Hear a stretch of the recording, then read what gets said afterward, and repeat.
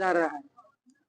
पहले से ही हम क्या बना रहे हैं तो। जैसे कि मतलब ये बहुत सारे सन्यासी देश के अंदर है, कोई नशे की तरफ लेके जा रहा है युवाओं को, कोई मतलब क्राइम की तरफ लेके जा रहा है, लेकिन हरियाणा के अंदर एक पहला गांव ऐसा हुआ जिसमें बच्चों को मतलब शिक्षा की तरफ लेके जा रहा है। ये कहाँ से उद्देश्य सर आपके? प्रिय बंधुओं एवं दर्शकों और विद्यार्थियों, श्रद्धालुओं और उन सभी विद्यार्थियों के अभिभावकों जो मेरे साथ जुड़ करके शिक्षा क्रांति में उद्घोष कर रहे हैं, ऐसे सभी परिवारों, गांवों, जिलों, राज्यों और देश के प्रत्येक नागरिक और शिक्षकों को मैं बहुत बहुत धन्यवाद दूंगा कि आज मेरे साथ जुड़ करके इतने बड़े इस अभियान और आंदोलनात्मक स्थिति में आप लोग खड़े हुए और हम लोग समाज के अंदर इस संदेश को भी देने में सफल हुए कि शिक्षा मठ और मंदिरों के साथ कोई आज नई नहीं है, बल्कि मठों और मंदिरों में जिस नेतृत्व को समाज ने देखा वो नेतृत्व शिक्षा का ही था।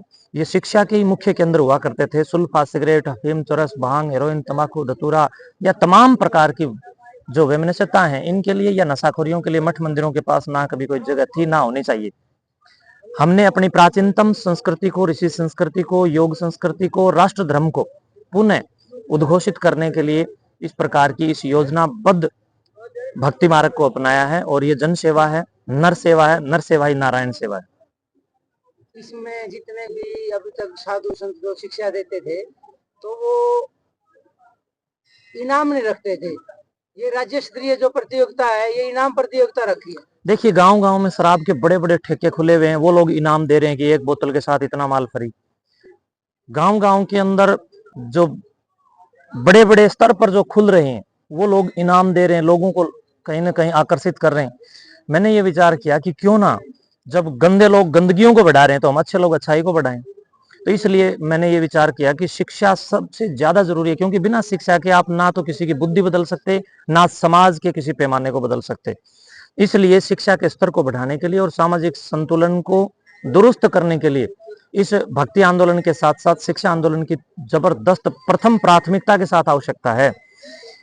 अब इसमें जो हम लोगों ने इनाम अर्थात पुरस्कार राशि रखी वो इसलिए रखी कि हरियाणा प्रदेश के अंदर ही नहीं बल्कि पूरे देश के अंदर विलक्षण प्रतिभाओं की कोई कमी नहीं है, लेकिन उन विलक्षण प्रतिभाओं को खोजने वाले लोगों का जबरदस्त सूखा पड़ गया, अकाल पड़ गया, टोटा आ गया है। तो बड़े स्तर पर हम लोग इसमें पुरस्कार रख करके विलक्षण प्रतिभाओं की हम खोज करें और उस खोज करने में हम सफल हों और हीरे तराशें और कहीं ना कहीं कोहिनूर हमारे जो भी बच्चे हैं वो सामने आए। गुरुजी मेरा सवाल आपसे ये भी रहेगा, आज करीबन कितने स्कूलों से बच्चे आए और टोटल कितने बच्चे आए हैं? हरियाणा के हर जिले से यहाँ पर विद्यार्थी आए हैं और हजारों विद्यार्थी आए। मठ के 3 बड़े उपवन हैं, 3 बड़े पार्क हैं, तीनों पार्क बिल्कुल ठसाठस भरे हुए हैं और हजारों की संख्या में विद्यार्थी हैं। मेरे हिसाब से पूरे जिले का कोई भी जिला हरियाणा स्टेट का ऐसा नहीं है जो जहाँ से विद्यार्थी ना आए हो। खेल प्रतियोगिताओं में इनाम की राशि रखी जाती है। आपने कहाँ से प्रेरित होकर शिक्षा देखिए केंद्र में? मैंने अपने परम पूज्य महंत श्री डॉक्टर चेताई नाथ जी महाराज से मैंने अपनी शिक्षा, शास्त्र शिक्षा धारण की है और उनके श्री चरणों में रह करके मैंने अपने जीवन को निर्माण किया है। परम पूज्य योगी आदित्यनाथ जी महाराज के श्री चरणों में रह करके हम सब योगीश्वर तैयार हुए हैं। हमारी जो महक है वो राष्ट्रीयता की अनन्य साधना की होनी चाहिए। बंधुओं, खेलों के अंदर भी हम लोगों ने बड़े बड़े पुरस्कार रखे हैं, लेकिन खेलों में आजकल जबरदस्त समस्या ये बन गई है कि कई प्रकार के इंजेक्शन इंजेक्ट होने लग गए हैं। खिलाड़ी जब खेल के मैदान में, ज्यादातर आजकल बड़ा सत्यानाश हो गया है कि कई अंग्रेजी दवाइयों का सहारा लेकर के खेल के मैदान में उतरते हैं, लेकिन दुनिया के किसी भी डॉक्टर की इंजेक्शन में आज तक वो दवाई तैयार नहीं हुई जिसका इंजेक्शन लगा के आप पेपर देने बैठ सकें।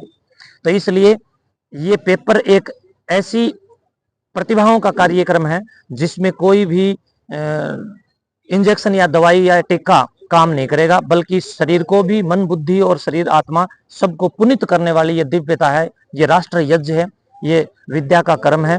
तो हम सब लोगों ने मिलकर के जिस प्रकार खेलों की भावनाओं को बढ़ाया, अब हम शिक्षाओं की भावनाओं को बढ़ा रहे हैं। युवाओं को नशा से मुक्त कराने के लिए आपने मुहिम चलाई है, जिसके आप जानलेवा हमला भी आपके ऊपर हो चुका है, उसके बावजूद भी आप वापस नहीं हट रहे। देखिए, जिस परमपिता परमेश्वर ईश्वर जगदीश्वर की कृपा से हम धरती पर कार्य कर रहे हैं, सब कुछ उन्हीं की कृपा से होना है। हम जुझारू होकर के, कर्मठ होकर के कार्य कर सकते हैं, और जो संघर्ष करने के लिए उद्यत होंगे तो जो विपरीत परिस्थितियां आएंगी उनसे हम कहीं ना कहीं लड़ सकते हैं। हम लड़ना जानते हैं, हम पीछे हटना नहीं जानते। कभी कभी आपको यह महसूस होता है मैंने ऐसा पंगा तो नहीं ले लिया? महसूस अयोग्य व्यक्ति को होता है। हम अपने आप को अयोग्य नहीं मानेंगे कदाचित। जो व्यक्ति शास्त्रों का ज्ञाता है, जो व्यक्ति शास्त्र अध्ययन करता है, जिस व्यक्ति में संगीत का रस है, जिस व्यक्ति की अंतस चेतना और आत्मा जागृत है, उस व्यक्ति को मैं समझता हूं कि डरना नहीं चाहिए। आज के परीक्षा पत्र में हम लोगों ने आज के इस पूरे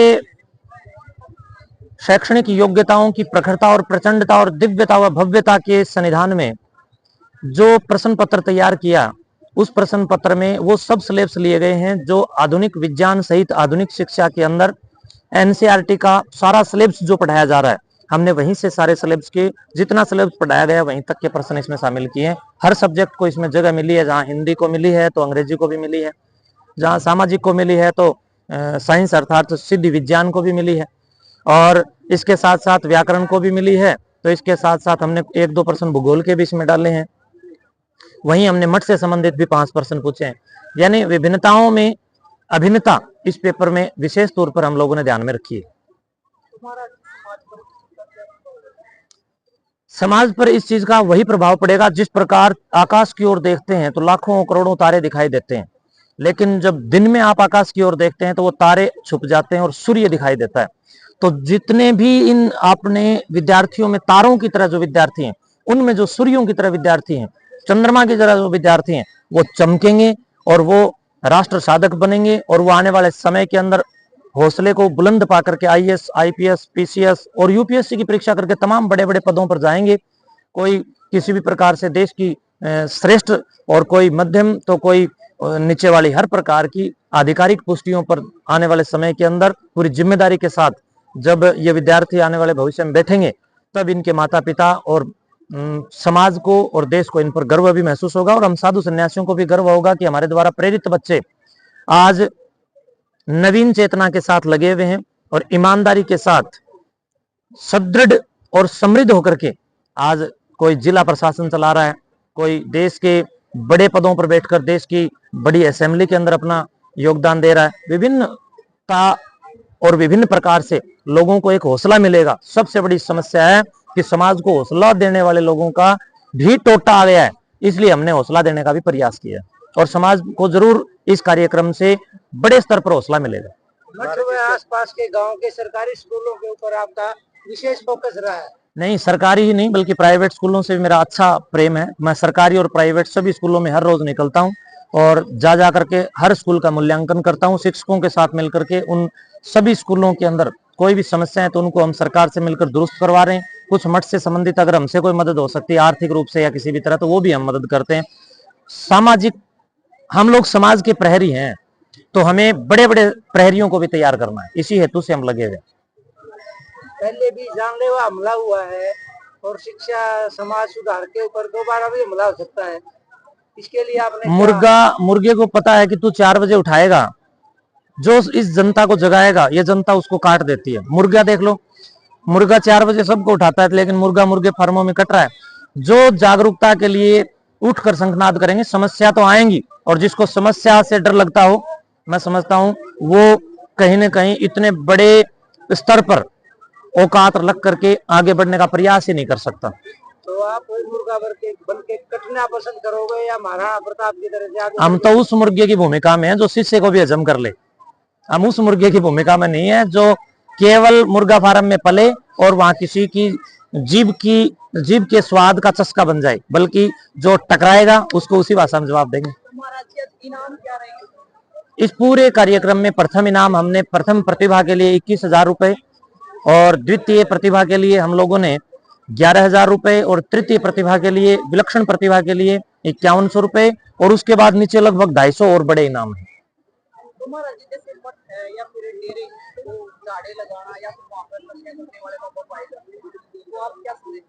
देखिए, मैं यही कहूंगा कि जो लोक मान्यताएं हैं, समाज की जनता की जो लोक मान्यताएं हैं, वो अगर वो लोग चलाए रखना चाहते हैं तो चलाइए, लेकिन अध्यात्म के साथ साथ ज्ञान से विज्ञान की ओर बढ़ने की प्रेरणा बड़े स्तर पर उससे भी ज्यादा बढ़ के चलानी चाहिए। पाखंडों और अंधविश्वासों के लिए धार्मिक स्थलों पर कोई जगह नहीं होनी चाहिए, बल्कि मैं समझता हूं कि प्रत्येक गांव राम को जागरूक होकर के अपने अपने मठों, अपने अपने मंदिरों और अपने अपने गांव गांव में जितने धार्मिक